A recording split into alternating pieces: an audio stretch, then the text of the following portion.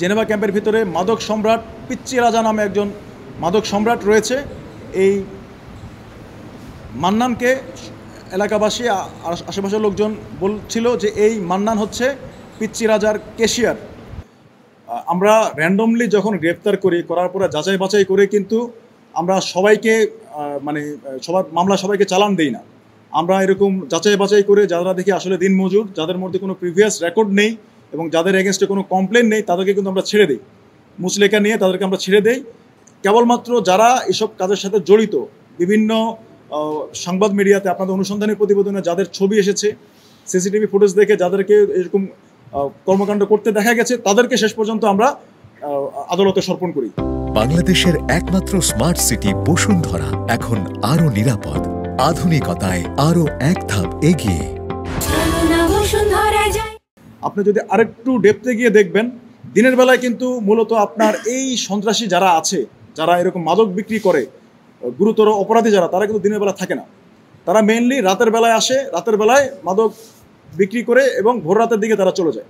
তাই আমরা ম্যাক্সিমাম টাইমে যখন তথ্য পাই এখন তারা আছে, তখন আমরা যাই এবং প্রত্যেকটা অভিযানেই 3 থেকে 4 জন, মানে অলমোস্ট 70% মতো আমরা মেইন ক্রিমিনালদেরকে পাই।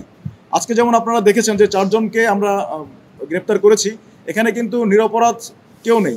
তাদের তথ্যের উপর ভিত্তি করে আমরা জিনিসগুলো পেয়েছি। এবং যখন একজনকে নাম হচ্ছে মান্নানকে নিয়ে আসি, এলাকাবাসী বলছিল ও হচ্ছে পিচ্চি রাজার মূলত ক্যাশিয়ার। সে এই জিনিসগুলো সংরক্ষণ করে রাখে এবং সে আমাদেরকে বলেছে যে এই ব্ল্যান্ড মেশিন দিয়ে কিভাবে এগুলো মিক্স করে কিভাবে এই ককটেলগুলো তারা বানায় এবং এগুলোর বিকটতা কীরকম সেটা আপনারা দেখেছেন। আপনাদের সামনে আমরা দেখিয়েছি যে এই যে 32টা ককটেল ছোট একটা জায়গায় তারা বানিয়েছে, এটা যদি একসাথে বাস্ট হয় অনেক বড় ধরনের দুর্ঘটনা ঘটতে পারতো, অনেক বড় ধরনের অগ্নিসংযোগ ঘটতে পারতো। 32টা ককটেল কিন্তু অনেক। এবং এগুলোর মধ্যে খুব ভয়াবহ কিছু স্প্লিন্টার, কিছু ধাতব পদার্থ ছিল যা মোটামুটি স্পিল ওভার এফেক্ট করতে পারতো অনেক বেশি। প্রথম ফেজে 18টি এবং পরবর্তী ফেজে বাকি 14টি। আপনারা সেটা লাইভ টেলিকাস্ট করেছেন, দেখেছেন এগুলো কীরকম শক্ত। এবং বোমা বিস্ফোরণ করার পরে প্রায় 100 মিটার দূরে, অর্থাৎ 300 ফিট দূরে আমাদের কাছে দেখুন এরকম মার্বেলের ভাঙা অংশ চলে এসেছে এবং আমাদের ক্যাম্পেরও 2-1টি গ্লাস, থাই গ্লাস ভেঙে গেছে, এত শক্তিশালী ছিল।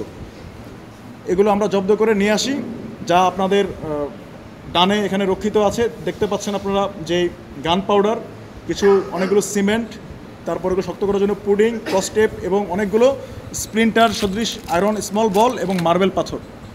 এগুলো তারা 32টা তৈরি করেছে এবং জানতে পেরেছি অল্প কিছুদিনের মধ্যে তারা এগুলো তৈরি করেছে। রিসেন্টলি হয়তো 1-2 দিনের মধ্যে কোনো একটি অঘটন বা কোনো একটি নাশকতা করার পরিকল্পনা তাদের ছিল।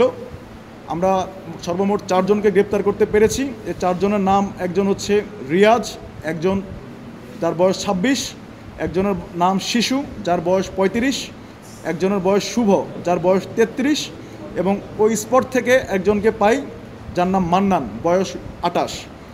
পরবর্তীতে জানতে পারি জেনেভা ক্যাম্পের ভিতরে মাদক সম্রাট পিচ্চি রাজা নামে একজন মাদক সম্রাট রয়েছে। এই মান্নানকে এলাকাবাসী আশেপাশের লোকজন বলছিল যে এই মান্নান হচ্ছে পিচ্চি রাজার ক্যাশিয়ার।